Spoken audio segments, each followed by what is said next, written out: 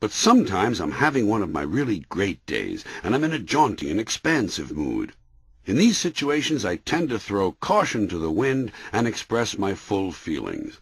Innocently enough, some person will inquire, "How are you?"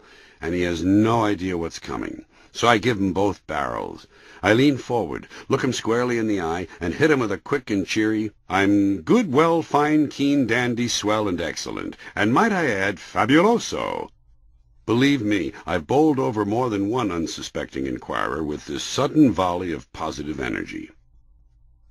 Just so you know, I'm prepared for other situations as well. If someone says, "Have a nice weekend," I never say, "You too," because I never know if, perhaps by the time the weekend rolls around, I will have other plans for that person. Come Friday, I may wish to have them slain. And I never say a Merry Christmas to you and yours. I don't like the possibilities suggested by that use of the possessive pronoun yours. One never knows when the other person may be a slave owner. I certainly wouldn't want to encourage that sort of behavior. One last thing. My stingingly clever remarks sometimes extend to retail encounters.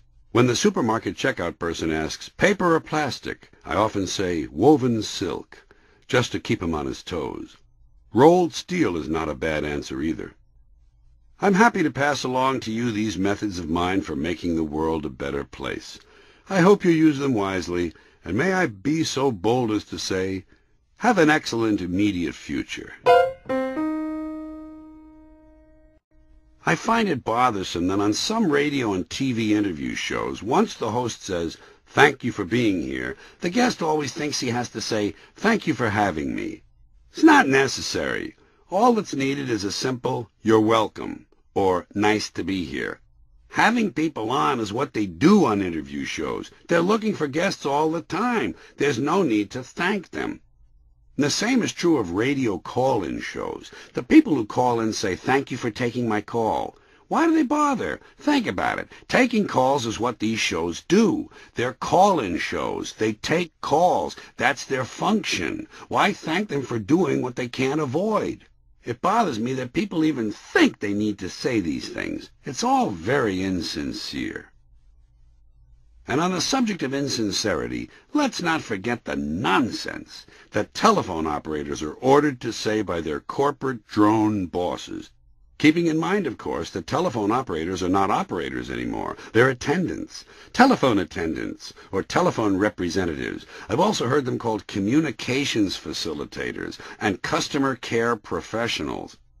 Anyway, these operators used to say, "Who did you want to speak with?" Now it's, "How may I direct your call?" I don't like that. It sounds artificial, and it has a ring of self-importance. How may I direct your call? Jesus, everyone wants to direct. It's not just actors anymore. And when you tell them who you're trying to reach, they say, "Thank you, it's a pleasure to forward your call." Sounds polite, doesn't it? It's not. It's insincere. And on the subject of telephone operators, another complaint I have about these people takes me back to my original point, the unnecessary overuse of "thank you." These days, I think there are far too many thank yous being thrown around on the telephone. Thank you for this, thank you for that, thank you for something else. I find myself being thanked for everything I do, and then some. I recently called a friend who was staying at the Marriott. He was staying at the Marriott. I called him there, at the Marriott. I intentionally dialed the number of the Marriott, because that's where I expected him to be. The connection went through. Guess what the operator said? Right. "Thank you for calling the Marriott." Well, what did she think I was going to do? Call the Hyatt? He was staying at the Marriott. Wouldn't do me much good to call the Hyatt. We all know what they're going to say. "Thank you for calling the Hyatt." They even thank you for doing things you can't avoid. Did you ever have an operator say, "Thank you for calling the operator"? I've had that happen. Well, who did she think I was going to call? The night watchman? Chairman of the board? Jesus! Thank you, thank you, thank you. It's annoying. One time at a hotel, I wanted to get my car. Naturally, I needed to call valet parking. I noticed a little plastic card next to my telephone. It said, "Press 9 for valet parking."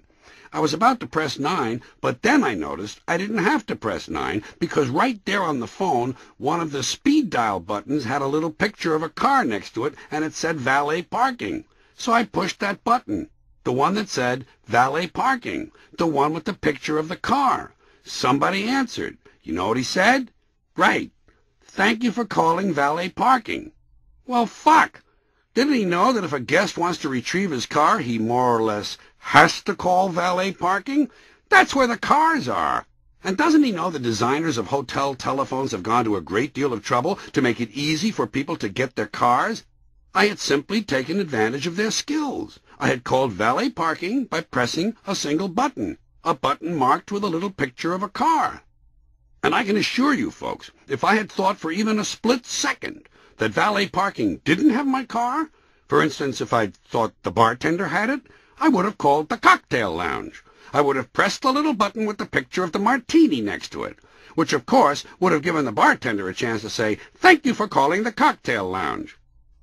One further complaint. These days, if I call a hotel from the outside, the telephone operators waste an awful lot of my time. Hello, thank you for calling the Lincoln Plaza Hotel Resort and Conference Center. My name is Tanisha. Have a nice day, and how may I direct your call?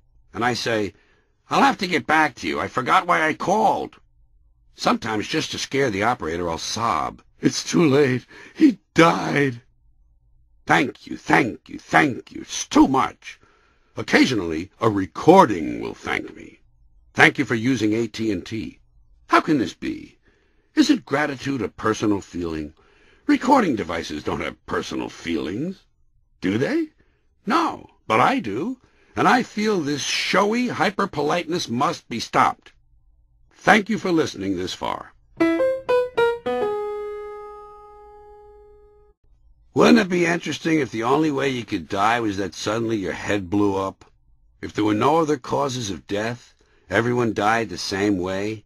Sooner or later, without warning, your head simply exploded. You know what I think? I think people would get used to it. I believe people can learn to take anything in stride if they think it's unavoidable. Picture a bunch of guys singing Happy Birthday. Happy birthday to you. Happy birthday to you. Happy birthday, dear Charlie. Boom! And Charlie's head blows up. But all the candles go out, so it's actually a form of good luck. And everyone applauds. Of course, there'd be an occasional downside. God, another head? That's 2 this week. I just had this suit cleaned. But we'd learn to deal with it. Let's say you were sitting in a restaurant with your girlfriend, and the waiter was reciting the specials. Tonight we have the marinated bat nipples on a bed of lightly sautéed panda assholes. Boom! The waiter's head explodes. I'll bet you wouldn't miss a beat. Honey, did he say bat nipples or cat nipples? We better get another waiter. And some fresh salsa. I'm not eating this stuff. He was holding it when he blew. So anyway, I'm allergic to bat nipples. I think I might go with the free-range penguin dick, or the deep-dish moose balls. How about you? Wait, hold still.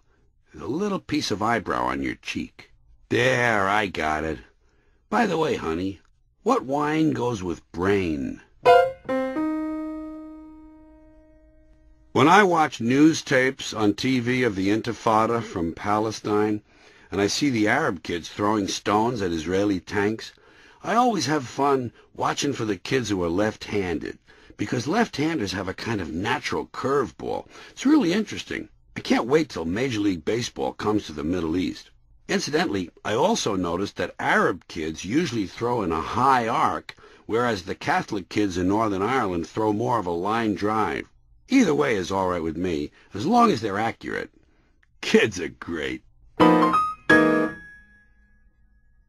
Hi, I'm Bud, president and head doctor of Bud's Medical Center. Come on into Bud's. This weekend we're having a special on head injuries. Any sort of head injury you got, from a black eye to a completely caved-in skull, just $1.50 this weekend at Bud's Medical Center. We'll also give a free estimate to anyone who's bleeding. So if you're sick, injured, diseased, hurt, maimed, disfigured, or just plain don't feel good, come on into Bud's Medical Center.